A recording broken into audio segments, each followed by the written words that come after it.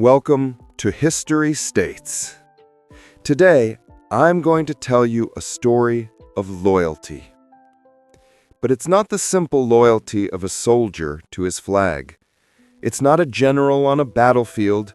This is a story of a loyalty that was tested in the shadows, in the whispers of a Berlin apartment, in the heart of a marriage.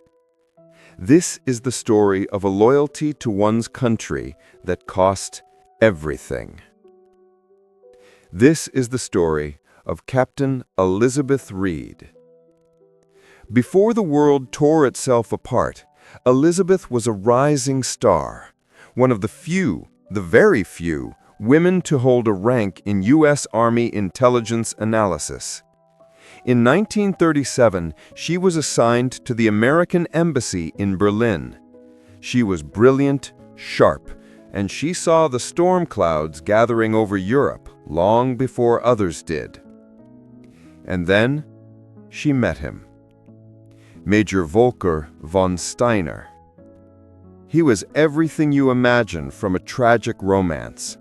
He was tall, decorated, a Prussian aristocrat who moved with a dangerous, sophisticated grace. He was a high-ranking officer in the Wehrmacht, the German army. They met at a diplomatic ball. The air was thick with tension, with the unspoken fears of what Hitler was doing. But for a few hours, they weren't soldiers on opposite sides of a brewing storm. They were just a man and a woman. He didn't see an American officer. He saw a mind that matched his. She didn't see a German major. She saw a man who quoted poetry and seemed different. Against all advice, against all protocol, they fell in love. They married in the spring of 1938, a quiet ceremony. Her superiors in Washington were furious. His superiors in Berlin were suspicious. But Volker had influence. He assured them his new American wife was no threat. She was just a woman, he said. They let him believe it. For a year, they lived in a fragile bubble. Elizabeth resigned her formal commission, a condition of the marriage. They lived in a sprawling Berlin apartment, attending operas, hosting dinners where German officers mingled awkwardly with foreign diplomats. Elizabeth walked a tightrope, loving her husband while loathing the regime he served. She told herself that Volker was different. He was a soldier, not a Nazi. He was loyal to Germany, the idea of Germany, not the swastika. Then, September 1939, the tanks rolled into Poland. The world exploded. Overnight, Elizabeth Reed von Steiner went from being a respected, if controversial, diplomatic figure to an enemy alien. She was trapped. Her American passport was a liability. Her only protection was her husband's name. The Volker who returned from the Polish campaign was not the man she married. The laughter was gone.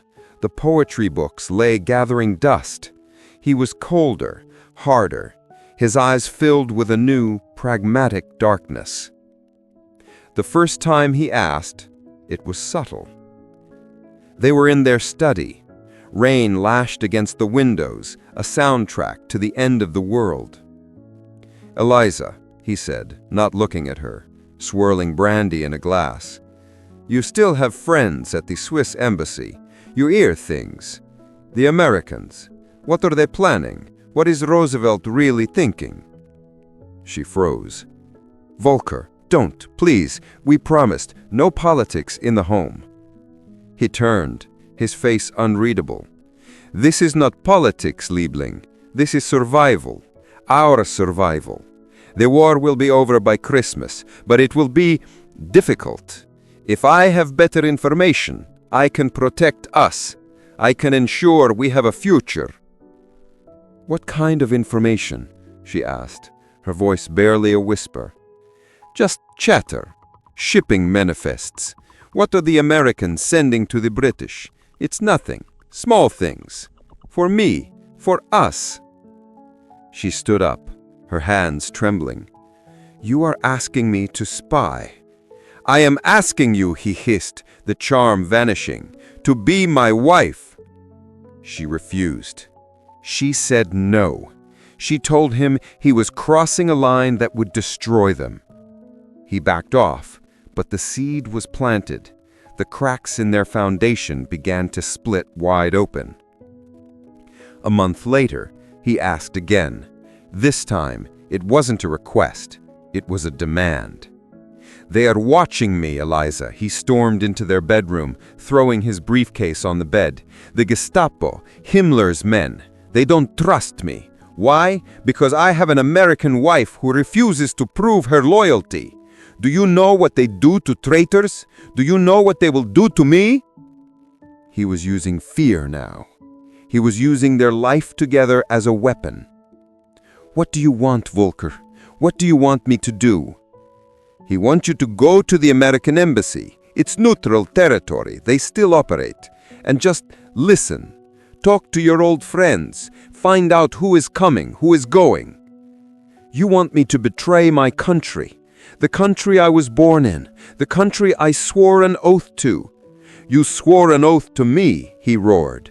"And I would have kept it," she cried back, tears streaming down her face. "I would have died for the man I married. But he is not standing in this room. I don't know who you are." This was the start of the real war. Not the one in the trenches, but the one in their home. Every day was a psychological battle. He would bribe her with promises of a life in Switzerland, safe and away from it all. He would threaten her with the concentration camps. He would leave photographs on her pillow, images of her family back in Ohio, with a simple, unspoken message: "I can reach them." But Elizabeth, she was not just a wife, she was a soldier, and her refusal was absolute. The more he pushed, the colder she became. The love she felt had curdled into a quiet, resolute defiance. She was alone, in the heart of the enemy, with no one to trust. She realized she wasn't a prisoner. She was a holdout, the last American outpost in a city of monsters. The mystery of her story is not that he asked. The mystery is what she did next. By 1941, the United States was still technically neutral, but war was inevitable. Elizabeth had not spoken to her husband in weeks, though they still lived in the same apartment, a pair of ghosts haunting a museum of their past life. Volker was now a colonel, deeply enmeshed in the Nazi war machine. He believed she was broken, cowed into silence. He was wrong. Elizabeth had begun to do the one thing she swore she would never do. She began to spy, but not for him. Using the access her husband's name gave her, using the cocktail party she was forced to attend, she began to gather information. She listened to the drunken boasts of SS officers. She noted the comings and goings of high-ranking officials. She memorized troop movement plans she saw on her husband's desk when he was away.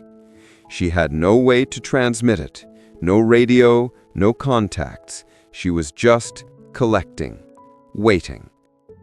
The end came in December 1941, just days before Pearl Harbor. An American journalist, a man named Thomas Lowry, had been arrested by the Gestapo. He had real, damaging information, the plans for the new U-boat Wolfpack tactics. He was being held in a temporary facility before being sent to Gestapo headquarters for interrogation. Elizabeth learned this from a whispered conversation at a dinner party. She also learned the transport schedule. She had a choice: do nothing, stay safe. Her husband would protect her as long as he was her possession. Or she could act. She could honor the oath she took years ago. She didn't hesitate. She used her husband's personal driver, a car with the Wehrmacht flag, and a forged set of transfer papers she had typed herself using Volker's official letterhead. She drove to the holding center, her heart a cold, steady drum in her chest. She was Elisabeth von Steiner, the wife of Colonel von Steiner. Her audacity was breathtaking.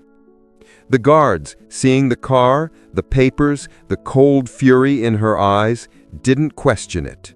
They handed the journalist over. She got him to the Swiss embassy. She pushed the dazed, beaten man through the doors and into the arms of the ambassador, along with a small, tightly rolled piece of paper containing everything she knew about the U-boat tactics. She had done it. She had struck a blow.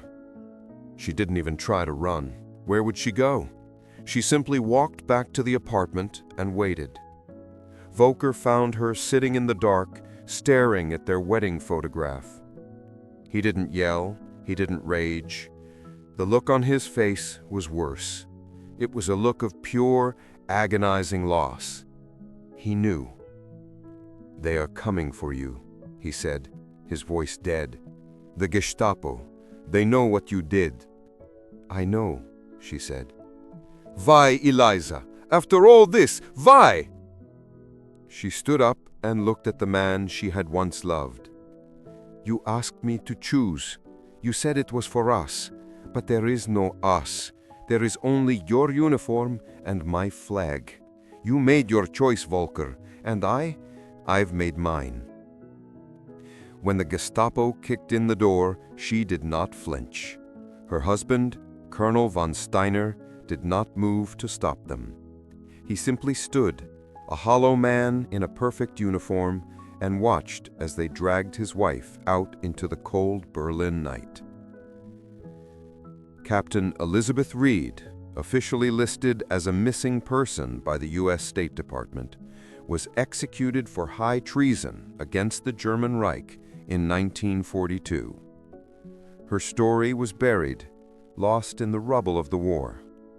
She was a traitor to her husband, but a hero to her country. Her loyalty wasn't loud. It wasn't celebrated in a parade. It was a silent, unbreakable core of iron. It was a promise she made to herself and to her nation that she would not break, not for love, not for fear, not for anything. That is the true weight of loyalty. There are thousands of stories like this, hidden in the folds of time. Forgotten lives, impossible choices, and quiet heroes who defined the course of our history. If you want to uncover more of these forgotten stories, make sure you subscribe to History States and ring the bell. The past is full of secrets, and we're here to find them. Thank you for watching.